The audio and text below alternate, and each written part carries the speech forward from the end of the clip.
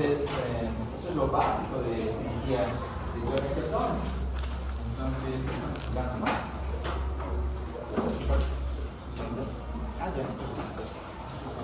Sí, entonces, tenemos incisiones medias, que son las incisiones verticales. Son las incisiones medias. Hay incisiones transversas y hay incisiones oblicuas. ¿Sí? Y hay incisiones oblicuas. Entonces tenemos esos tres tipos de incisiones básicas. ¿Sí? Las medias, que son las verticales, las transversas y las oblicuas. Y las incisiones que se realizan para una cirugía de mínimo acceso, el principio es la triangulación. Por ejemplo, tengo que operar una laparoscopía. Generalmente la cámara se coloca en el ombligo, ese es el vértice. Y el órgano que vamos a operar es la base. ¿Sí? Entonces se puede hacer una incisión transumbilical en medio del ombligo, supraumbilical, pequeña o infraumbilical. Sí, pequeñita. Justo en medio del ombligo, por debajo del ombligo o arriba del ombligo. Y si voy a operar, por ejemplo, el apéndice, voy a operar el apéndice, está en fosa ilíaca derecha. Entonces hago un puerto de 3 o 5 milímetros acá y acá. Entonces estoy formando un triángulo. Lo mismo pasa en tórax, en una toracoscopía. Si quieren hacer una artroscopía o quieren operar rodillas, por ejemplo, quieren operar meniscos, ligamentos, se hace lo mismo, triángulos. Entonces el principio de las incisiones de la cirugía de mínimo acceso es la triangulación, formar triángulos.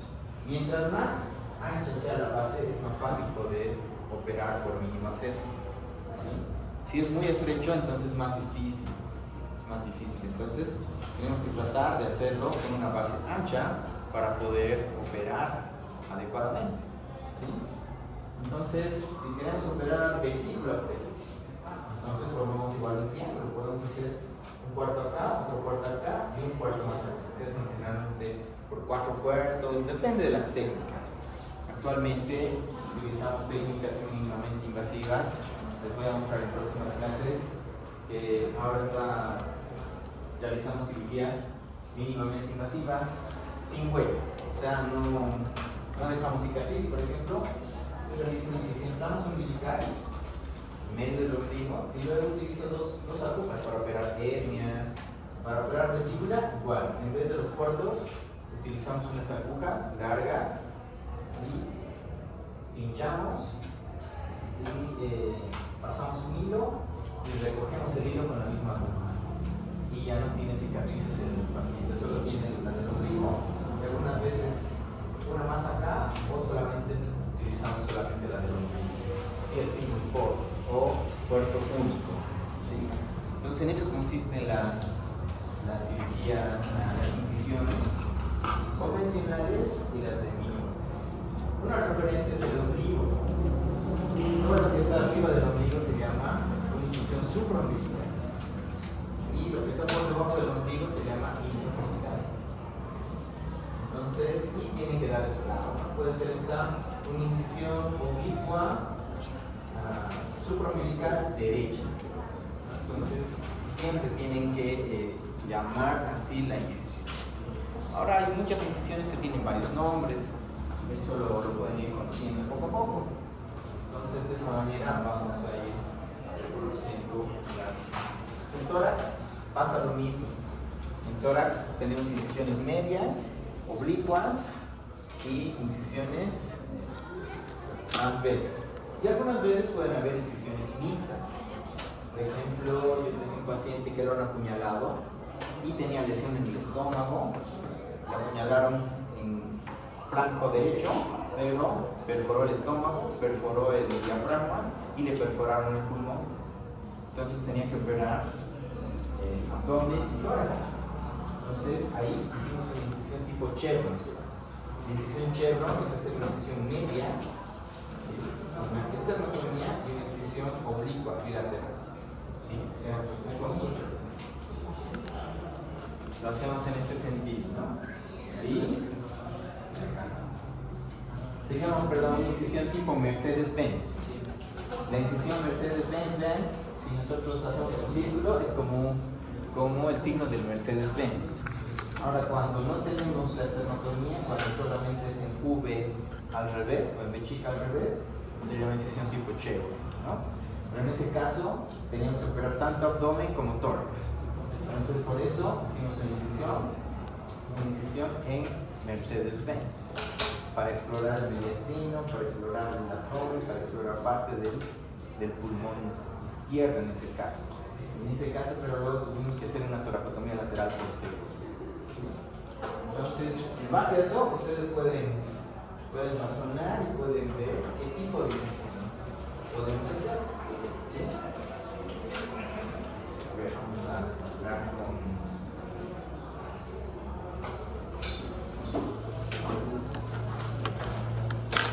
Vamos a pasar de 2 en 2 y ahora van a pensar qué incisiones pueden hacer. No te vas a rayar, pero dices qué tipo de incisión puedes hacer. Por ejemplo, no es el ombligo. Todos vamos a participar, ¿ya? Por ejemplo, tienes que operar al paciente tiene una colicistitis litiasis. O sea, tienes que operar la vesícula de forma abierta. ¿Dónde le harías la incisión? No lo vas a rayar. Debajo del rebote costal derecho, una incisión de 8 a 10 centímetros de cruz. ¿Verdad? Pero sin rayar. Tápale el marcador. Eso, muy bien. Ahí. Sí, es una incisión. ¿Qué tipo de incisión? Oblicua. Oblicua, ¿qué más? Oblicua derecho. ¿Qué más? Supraumbilical. Es oblicua supraumbilical derecho. También se llama incisión de Koch. Sí, muy bien. La referencia es que tiene que estar 1 a 2 centímetros por debajo del reborde costal. Eso depende del tamaño del paciente. Si es pequeño, va a estar 1 centímetro por debajo del reborde costal. Si es el paciente más grande, entonces a 2 centímetros del reborde costal. ¿Sí? Muy bien. Arturo. Tienes que operar, por ejemplo, el páncreas.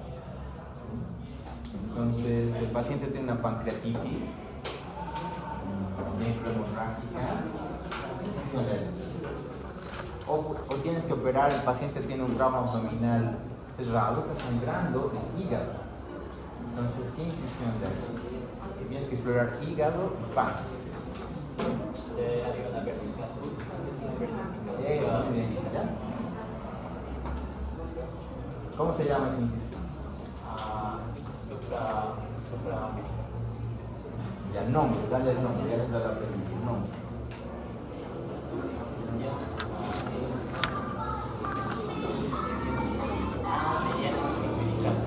Eso, media o mediana también se llama, mediana supraumbilical.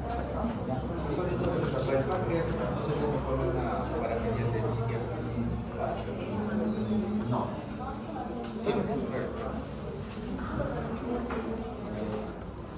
Para el páncreas y para el hígado, la chevron es la más recomendable. ¿Sí? Porque con esta incisión, nosotros podemos valorar muy bien el páncreas, el hígado. ¿Sí? Pero también se puede hacer, como dijo su compañero, una incisión media, supraumbilical esta. Una incisión media supraumbilical. ¿Sí? Cuando ustedes quieran explorar la cavidad abdominal perfectamente, entonces es mejor, o piensan entrar a operar varias veces, es mejor realizar una incisión media. Una incisión media que nos permite valorar bien la manera de los órganos. Si queremos ver a la derecha el hígado, queremos ver el colon, entonces una incisión media. Si queremos valorar el vaso, queremos valorar el estómago, entonces la media nos permite valorar todo. Y ahora también tenemos que sabemos que las incisiones pueden ampliarse. Muchas veces el paciente está sangrando o no se pueden observar bien los órganos o el paciente tiene bastante pus en una peritonitis generalizada. Entonces ahí nosotros podemos ampliar la cirugía de una incisión media a una media supraumbilical a una intraumbilical. ¿Sí? Entonces debemos ampliarlo en este sentido. Rodeamos el ombligo. No se pasa en medio del ombligo. Se rodea el ombligo y se va hacia la parte inferior. ¿Sí? Entonces es una incisión media, supra e infraumbilical. Entonces de esa manera entonces nosotros podemos valorar toda la cavidad abdominal. Para explorar toda la cavidad. O sea, si digamos tienen dificultades en observar el páncreas, el hígado, el paciente está sangrando mucho, si es una peritonitis generalizada, o no saben qué tiene el paciente. Hay muchas veces que nosotros no sabemos qué tiene el paciente. Por ejemplo, anteayer yo operé una niña que tenía una apendicitis en el lado izquierdo. Eso es muy raro. Si pensábamos que era una pentaquitis, que es una torsión del apéndice triflóico, podía ser el ovario, una torsión del quiste del ovario, podía ser una diverticulitis, podía ser un divertículo de Meckel. No sabíamos. Le hicimos una tomografía contrastada, tampoco era concluyente. Hicimos las ecografías mencionaban que había líquido, pero no sabían qué era. O sea, no se sabía. Y no teníamos laparoscopio.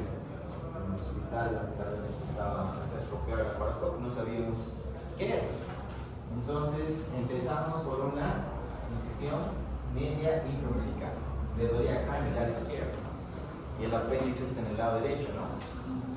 Entonces cuando operamos vimos que tenía una apendicitis, pero el apéndice estaba en el lado izquierdo. La paciente tenía una malrotación intestinal completa, o sea, es que el intestino, hay un defecto congénito, que todo el intestino se malrota y todo el intestino el intestino grueso se coloca al lado izquierdo. Entonces, en esos casos puede haber una apendicitis, pero del lado izquierdo, no del lado derecho. ¿Sí? Entonces ahí hicimos una incisión media infraumbilical. Ahí podemos acomodamos todo el intestino grueso al lado derecho y todo el intestino delgado todo el intestino grueso al lado izquierdo y todo el intestino delgado al lado derecho.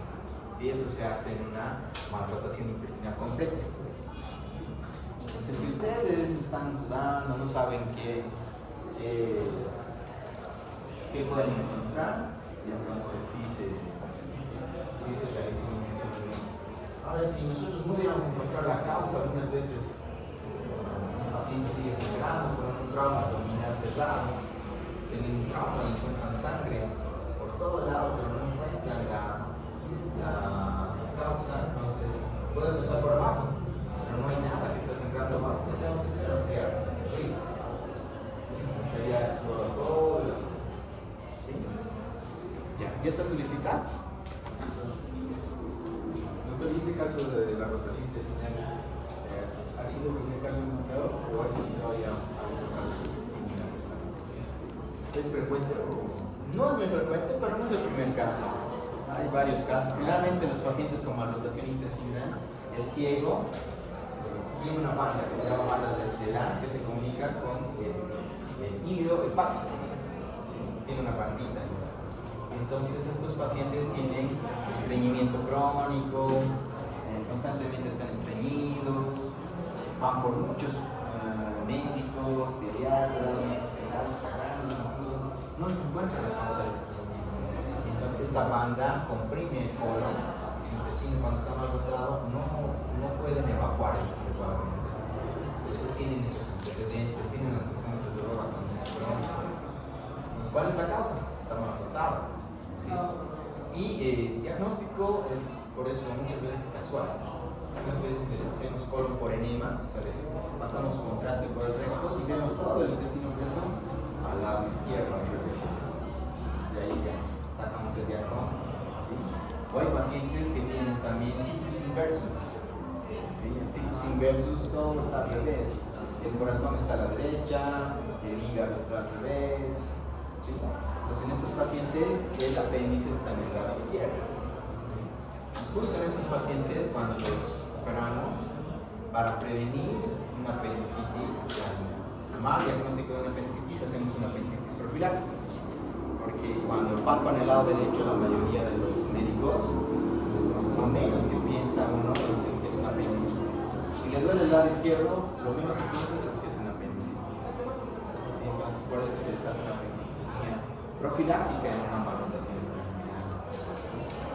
Una pregunta. ¿Y los divertículos de Meckel, los falsos divertículos, son frecuentes? Es una causa de... Un divertículo de Meckel generalmente está a unos 3 metros de la válvula ileocecal. O sea, es la regla de los 3. Está en 3% de la población, está a 3 metros de la válvula ileocecal y se da a 3 pies de distancia de la válvula ileocecal.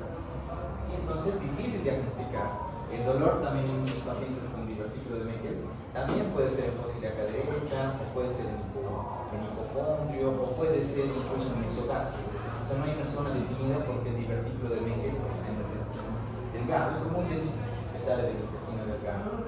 Y puede complicarse con algunos síntomas. Hay tipos de diagnósticos. Puede sangrar, puede tener hemorragias, la I se puede inflamar, la P se puede perforar, o la O puede producir una obstrucción intestinal. O sea, se puede manifestar de las 4 maneras. Entonces, muchas veces puede tener diverticulitis. Algunas veces hay pacientes que tienen hemorragias digestivas, o sea, sangran, y no le encuentran causa. No son parasitosis, no son bacterias hemorrágicas. La causa es un divertículo y la solución es quirúrgica. Hay 2 formas de tratar el divertículo de Meckel. Hay una resección en uña o también una resección total y una término terminal del intestino. Es un diagnóstico diferencial de muchas enfermedades. No es muy común, es difícil diagnosticarlo, pero también tiene que pensar algunas veces en divertículos de Meckel. ¿Sí? Bueno, a ver, ¿ya está solicitado? ¿Alta? Ya, a ver, vamos entonces.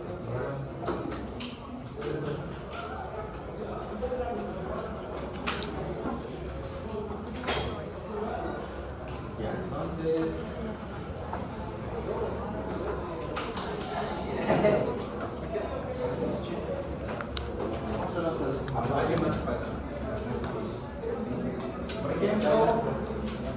Por ejemplo, tiene tu paciente una apendicitis. Le puedes hacer en una apendicitis. ¿Dónde puedes hacer la apendicitis?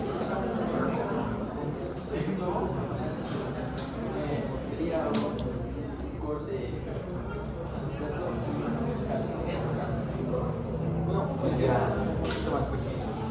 Ahora imagínate que ese punto, el marcador es así.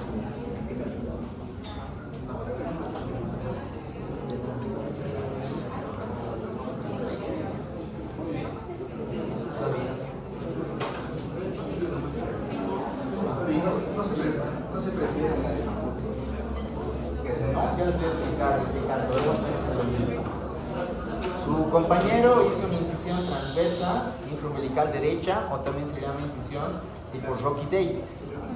En internet sí han encontrado Lance, pero eso está mal. No existe la incisión Lance. Existe el punto de Lance, pero eso es incorrecto. Sí. Es muy bajo el punto de Lance en la incisión de Lance. Se llama incisión Rocky Davis. Sí, a ver, vamos a ver incisiones. Chevron es esto. Esto es para operar. ¿Para operar qué es esto? Para operar el apéndice. El paciente tiene una apendicitis. ¿Dónde está el apéndice?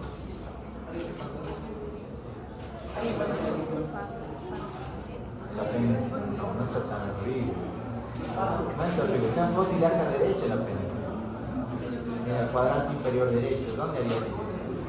¿Dónde te ha hecho la incisión tu compañero? Muy arriba, más abajo. Mira el ombligo. ¿Dónde harías la incisión? No, muy arriba. Más abajo. Ahí. ¿Cómo haces la incisión? El marcador es tu bisturí. No vas a tallar, pero simula hacer la incisión. Tu compañero ya hizo eso. Otra alternativa. Pero si ya lo hizo él, ¿qué es? Otra. La que, a ver, puedes hacer la mano, puedes hacer la base. Hay una incisión que se llama base. Ya has leído medio hay una incisión que se llama bajo. ¿Cuál sería la bajo? Eso es, está bien. Pero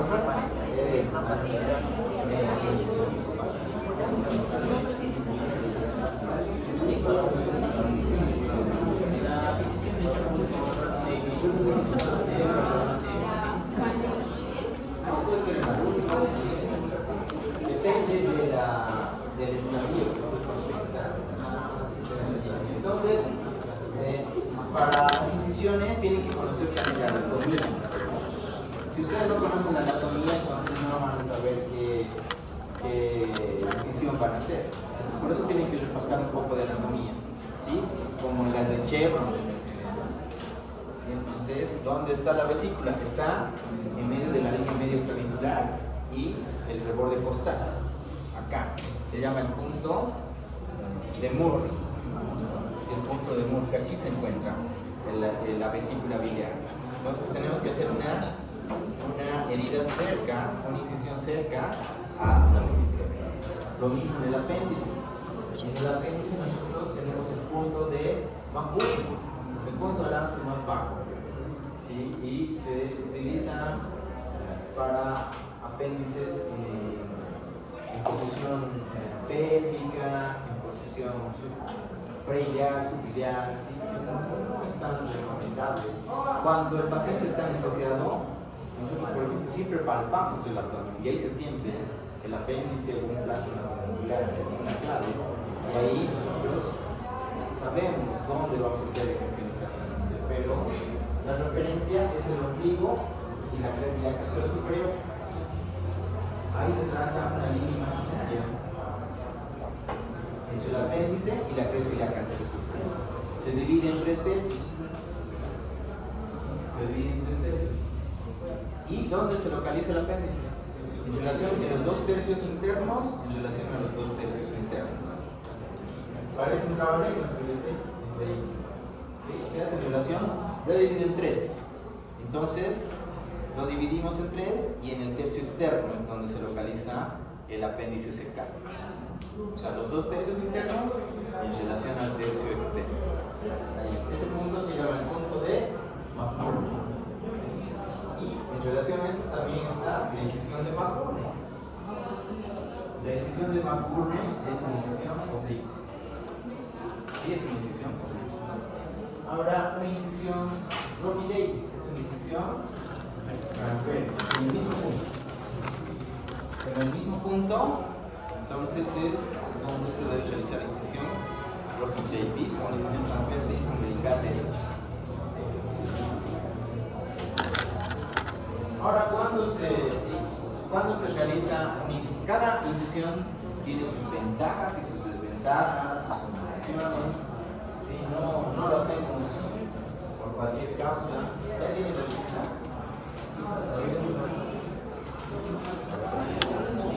Pero también influyen muchas cosas. Por ejemplo,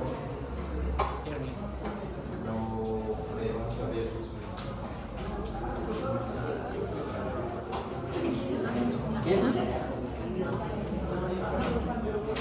Kelly Sanabria. Kelly, por ejemplo. Vas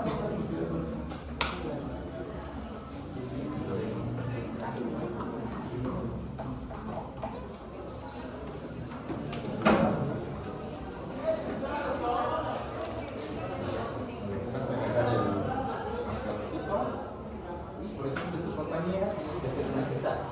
Imagínate que acá una cesárea.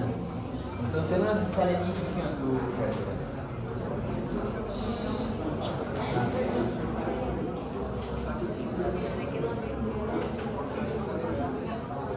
No creo que se moleste tu compañero. Imagínate, el marcador es lo que se escribe. Entonces, en la cesárea está muy bien.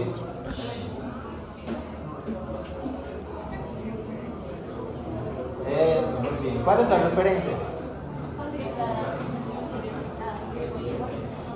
Las crestas.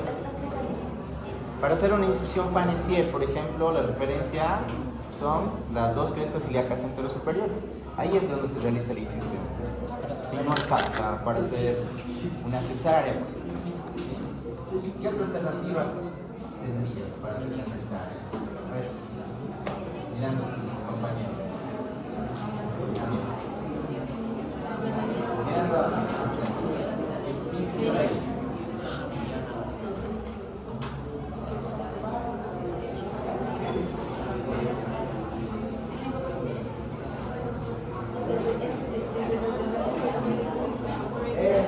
¿Qué se llama esa incisión? No se llama. ¿Cómo se llama? Pues esa incisión. Un poquito más fuerte. Creo que se nota, compañero. ¿Qué se llama esa incisión? Pero media,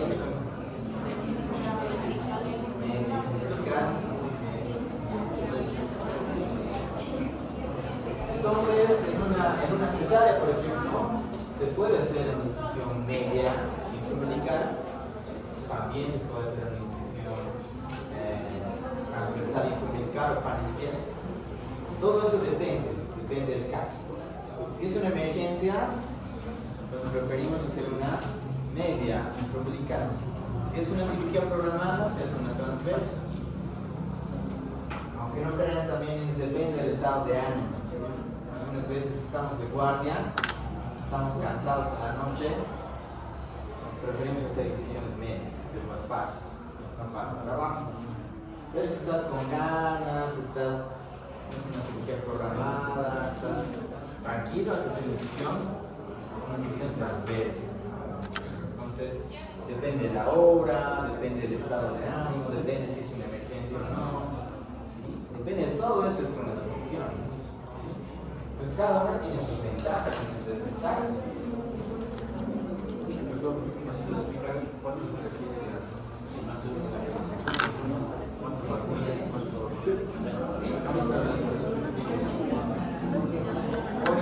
Oliver.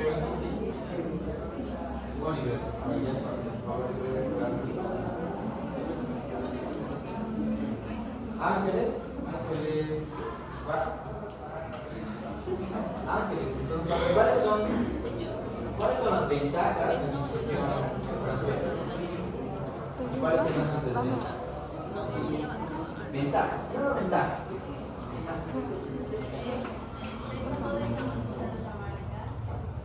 Eso es más estética. ¿Por qué es más estética? Porque nuestras líneas, las líneas del Langer vienen en sentido transversal. ¿Sí? A ver, párate un momento. Miren el cuello de su compañera y miren sus cuellos de sus compañeras. Las líneas del Langer vienen en este sentido, ¿ven? Véanse entre ustedes y vean que las líneas vienen transversas, no son medias. Esas líneas que vienen en sentido transversal se llaman líneas de Langer y son antitensivas. Por eso las incisiones transversas son más estéticas y dejan menos huella. Cuando operamos cuello, por ejemplo, hacemos las incisiones en medio de estas líneas. Operamos una hernia, por ejemplo, hacemos a nivel del pie inguinal inferior o pie inguinal superior. Entonces, por eso son más estéticos. Si no dejan huella, eso es una ventaja.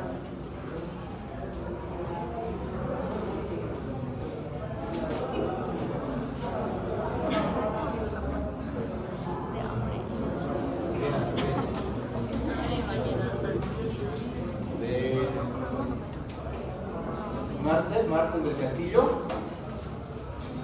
Marcel, ¿y cuáles serían las desventajas?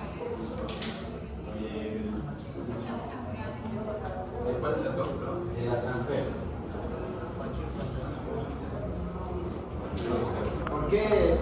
¿Por qué uno cuando está en la madrugada, cuando está cansado, no quiere realizar? ¿Por qué evita hacer una transversa?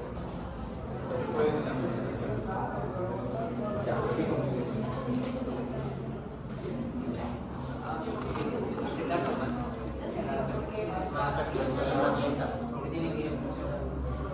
Eso, porque te demoras más haciendo la incisión. ¿Sí? O sea, no tiene que abrir por planos, sangra más, el ayudante hace mayor mayor fuerza tensil, es un poco más, no se tarda más en realizar el abortaje. Entonces, para el ayudante también hay que separar y es un poco más complicado. Entonces, es una de sus desventajas. ¿Sí? Tengo una pregunta. Creo que para la parte de hemorragias digestivas altas está el síndrome de Mallory-Weiss. Sí, el síndrome de Mallory-Weiss es cuando el paciente vomita en exceso. Entonces, al vomitar en exceso, entonces el paciente puede vomitar con sangre, se lesiona el esófago, la parte superior del estómago, pero generalmente no se necesita operar. ¿Cómo se inicia?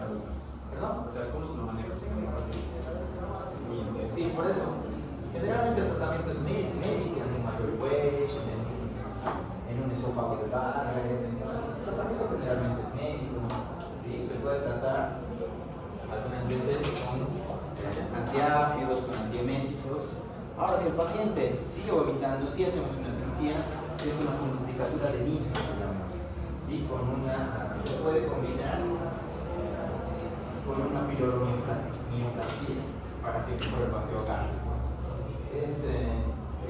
La funduplicatura es llevar el fondo gástrico del estómago, se rodea el esófago y se hacen 3 puntos alrededor del estómago y el esófago. Entonces, cuando el paciente come, se forma una válvula, se cierra, ¿sí? Y ya no vomita el paciente.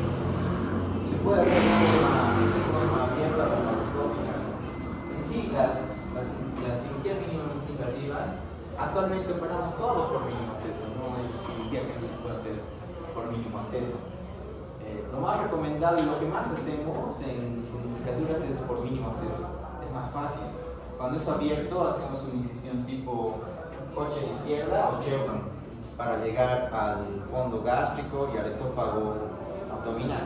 Es más complejo porque tenemos que separar más.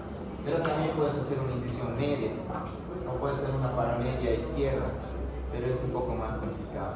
¿Y una calasia? En una calasia se hace una cirugía de Heller, ¿sí? Es una miotomía, o sea, cortas en las fibras del esófago, vienen en este sentido. Entonces, se separan las fibras del esófago y la mucosa sale, se hernia. Una calasia es cuando el esfínter esofágico inferior está completamente estrecho y los alimentos no pueden pasar. ¿Sí? Se ve en la imagen, si se hace un estudio, en pico del loro o en pico de hado o en punta de lápiz. Entonces el paciente no puede hacer pasar los alimentos. Entonces, ¿qué se hace? Se hace un corte en este sentido, se hernia y ya pueden pasar los alimentos. Igual que la funduplicatura se realiza en los mismos cuartos, la misma técnica por vía laparoscópica o por vía abierta con incisión coche izquierda. El objetivo es llegar al estómago y al esófago inferior. ¿Sí? Pero es mucho más sencillo hacerlo por mínimo acceso. Solo que hay que tener destreza y formar lo que les dije, la triangulación, que es lo básico.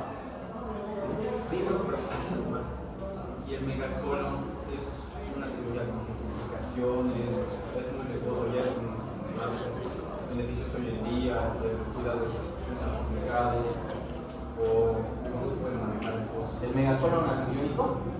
¿No? ¿El megacolon agangliónico o el megacolon de la No conozco. Hay varios tipos de megacolon. ¿Tipo de megacolon?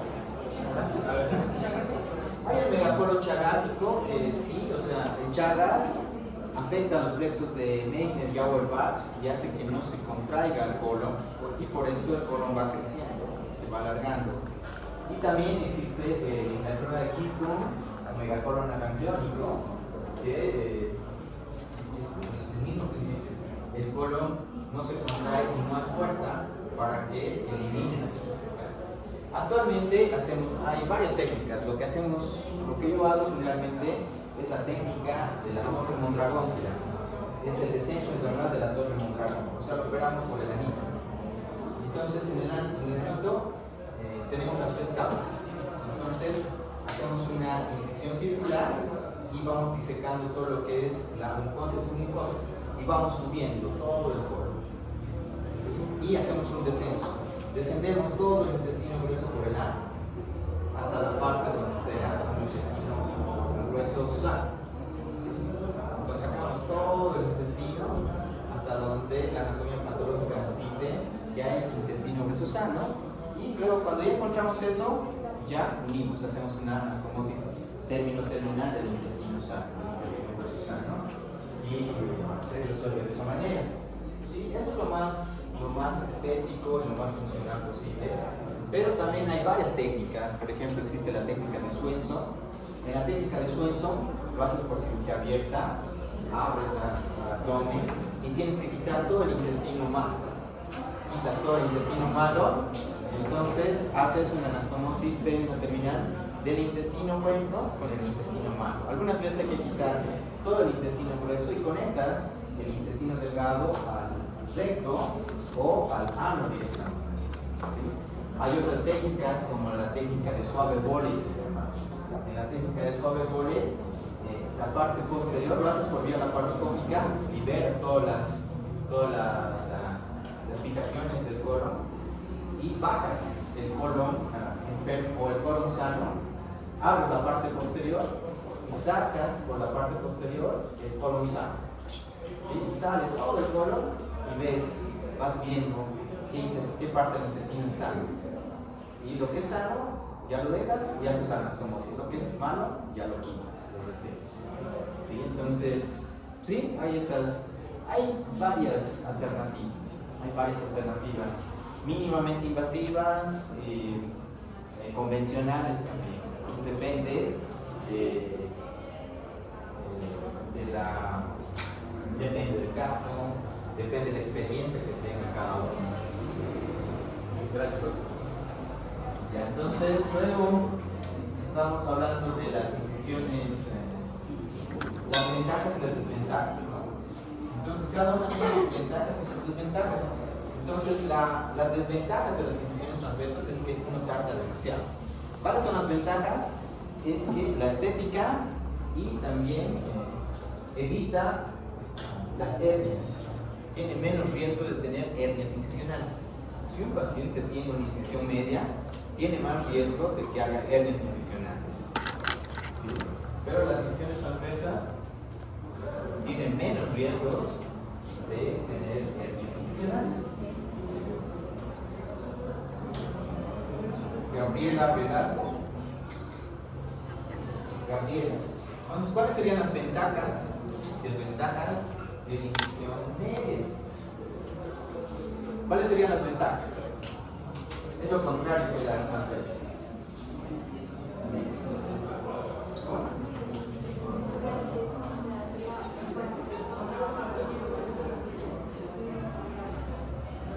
Eso, muy bien. Sangran menos. El abordaje es más rápido. Si ustedes tienen un paciente que necesita operarse urgente, incisión van a hacer una media. Tienen que salvarle la vida. Por ejemplo, lo atropellan a un paciente acá afuera, tiene un trauma abdominal cerrado, lo de un blanco como el papel significa que está sangrando. Entonces hay que operar urgente, hay que abrirse. Hay una paciente que está con un embarazo tópico rojo. La embarazada se desmaya y la ven pálida. Le tocan el abdomen y está con abdomen helado. Entonces no van a hacer una incisión transversa por estética. El objetivo es salvarle la vida, ¿no? Entonces, las incisiones medias están para cirugías de urgencia, para un abordaje rápido, sangrar menos, ¿sí? Y es lo contrario de las ventajas de las desventajas de las incisiones medias son al revés que las transversas, ¿sí? Entonces, las incisiones medias tienen más tendencia a producir hernias incisionales, tienen mayor tendencia son menos estéticas, o sea, van al revés de las líneas de Langer, por eso son estéticas. Digamos, entre las medias y las transversas, ¿cuál tiene mejor manejo de instrumental a la hora de extraer, digamos, ese? Las medias, en una incisión media es mucho más sencillo extraer un órgano, ¿no? Es mucho más sencillo, es súper sencillo manejar, ¿no? Por ejemplo, nosotros hacemos una incisión transversa, pero por dentro podemos abrir medio. Generalmente lo abrimos con medio, por dentro, ¿sí? Y por eso es más difícil extraer algún tejido, ¿sí? Pero si tienes una masa tumoral, tienes una masa tumoral gigante o grande, entonces yo prefiero hacer una incisión media, una incisión transversa. ¿Sí? Doc, y de las dos tipos de incisiones, transversas y medias, ¿de qué dependería para que haya una complicación de una hernia? Por eso las incisiones transversas tienen menos tendencia a ser hernias y las incisiones medias tienen mayor tendencia a ser hernias. ¿Por qué? Porque tienen menos vascularización. La línea alba tiene menos vascularización en relación al músculo, a la poneurosis, ¿no? Por eso tiene mayor tendencia a abrirse y formar hernias, ¿sí? Ahora, cuando nosotros cerramos, depende también del cierre que se tiene durante la cirugía. La capa más importante para prevenir hernias es la poneurosis, ¿sí? O las fases de los órganos, ¿sí? Si no se cierra bien la poneurosis, si se deja un espacio en la poneurosis, en algún momento se va a complicar con una hernia incisional el paciente, ¿sí? Luego entonces tenemos incisiones paramedias. ¿Cuáles son las incisiones paramedias? Como su nombre lo dice, paramedias, paralelo a la línea media del cuerpo. Por ejemplo, tenemos la paramedia izquierda, paramedia derecha, supraumbilical, que tiene sus indicaciones. Una paramedia, por ejemplo, lo utilizaría para hacer una gastrostomía, para operar el estómago, para operar el vaso. Una paramedia derecha se puede utilizar para operar la vesícula, para operar el hígado. Entonces depende del caso, como su compañero le decía, una paramedia infraumbilical derecha, ¿para qué lo puedo utilizar? Para una apendicitis que está complicada, pacientes obesos, por ejemplo, los pacientes gorditos, es muy difícil operar una cirugía abierta. Entonces ahí nosotros hacemos una paramedia infraumbilical derecha. Ahora, si es una peritonitis, preferimos hacer una media, ¿sí? Entonces de todo eso depende. Esta incisión se llama incisión tipo Battle. Algunas incisiones tienen sus nombres. La Battle, la incisión Kocher, la incisión Rocky-Day, que sí van a encontrar. La Panestier. Es tiene la respiratorio superior, esas son las referencias. Entonces, acá se realiza la incisión. Es una incisión transversa infraumbilical o una incisión Panestier. ¿Y qué pasa con la citis? ¿Qué pasa con qué? La citis. La citis. La citis es el exceso de líquido en la cavidad abdominal, ¿no? Entonces ahí hay que hacer una paracentesis. Entonces hay puntos para hacer paracentesis. Pero actualmente nos guiamos bastante con ecografías, ¿sí? Actualmente hay ecofaz. Yo tengo mi ecofaz en mi celular. Ayuda bastante para hacer funciones, para hacer toracocentesis y demás. Entonces, cada vez la tecnología también nos ayuda bastante. Hay puntos para hacer paracentesis, ¿sí? Entonces, generalmente lo hacemos en flanco derecho, ¿sí? Pero si se hace guiado por ecografía, es súper sencillo. O sea, el líquido en ecografía se ve de color negro, ¿sí? El sólido se ve de color blanco, el tejido blanco se ve de color plomo. Entonces, ustedes pinchan hasta donde está negro. Si está cerca el color gris o el color blanco, no se alejan. Se pinchan hasta donde está negro y van a aspirar líquido. Es sencillo hacer una paracentesis en una citis o en cualquier órgano que tengan tejido. Por ejemplo, vamos a ver cómo se hacen toracocentesis. Igual. O sea, funcionamos si el paciente tiene un edema pleural, si tiene un hemotórax, si tiene un hidroneumotórax. Entonces tenemos que funcionar y vemos qué líquidos se hace igual, puede ser guiado por ecografía. ¿Sí? Bueno, entonces, a ver, para la próxima clase van a traer pollitos. ¿Cuántos somos? Somos 45. Ya, entonces van a ser 3 grupos. Como son varios, entonces se distribuyen en grupos de 12, algún grupo va a ser de 13, y traen 3 pollitos muertos, ¿no?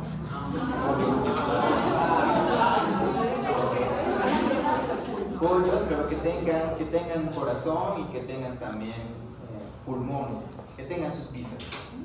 ¿Sí? Y traen luego, van a traer un bisturí número 11, lo pueden traer en grupo si quieren, no es necesario que traigan todos. ¿Sí? Un bisturí número 11 con su portabisturí, una pinza Kelly o puede ser una pinza mosquito curvo. Luego traen un portagujas, una pinza anatómica.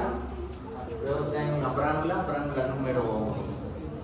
número 14 o 16, mejor si es 14. Es la bránula, la aguja más grande y larga que tenemos, más gruesa que tenemos para hacer toracocentesis, también podemos practicar paracentesis. Y pueden traer una sonda nasogástrica, o pueden traer algún tubo que tenga luz. Vamos a colocar tubos torácicos, ¿sí? Que lo hacemos, ¿no? en motórax, en piernas, en derrames pleurales. Es sencillo. Y luego, entre todos, pueden comprar un ovillo de hilo de zapatero, hilo negro de zapatero. ¿Sí? Eso, un ovillo abastece para todos, para que fijen, eso es una careta para fijar los tubos. ¿Sí? Es sencillo realizarlo. También tienen que saber fijar los tubos. Luego pueden comprar una viuda. Igual, una agujita es suficiente. Una agujita es suficiente. Ahora, si alguno quiere practicar más, puede traerse su viuda. Viuda es una aguja curva que nos sirve para suturar. Ahora, si no pueden comprarlo, no hay problema. Pueden traer simplemente. Y una jeringa de 10 ml. ¿Sí? Con la aguja de la jeringa también podemos practicar para que hagamos hablemos de todo lo que es toracocentesis, colocación de tubos torácicos. ¿Sí?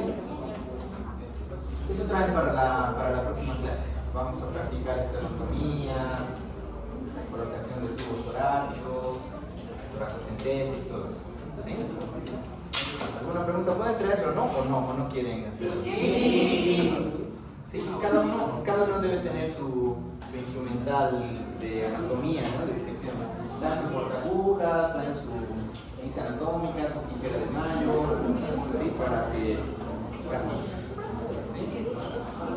Muy bien, ¿alguna pregunta, alguna consulta? Cuando yo, si por ejemplo no voy a venir, yo les voy a escribir, eso me estaban diciendo